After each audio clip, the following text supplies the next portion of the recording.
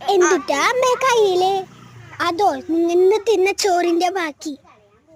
എനിക്ക് അച്ഛനില്ലാണ്ട് പറ്റണില്ല. അച്ഛൻ എപ്പോഴാ വരാ? അച്ഛൻ 2 ദിവസം കഴിയുമ്പോ വരില്ലേ? ആ ശരി.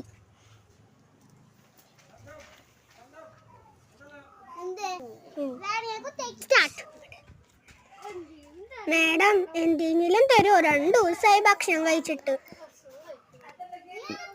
പോയേ, ഇവിടെ ഭക്ഷണമില്ല, കണ്ടൂല. അല്ല 2 ദിവസമായി. നീ എനിക്ക് ആരുമില്ല ഭക്ഷണം കഴിക്കാൻ. ഞാൻ അവിടെ നിന്നോളാം.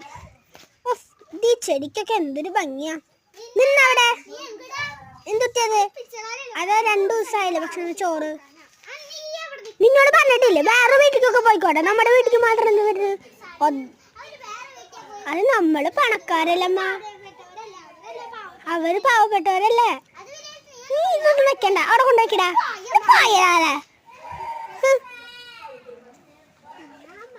ഇന്ന അങ്കിൾ കഴിച്ചോളൂ. നല്ലത് വരും തോണേ. നന്ദി അങ്കിൾ.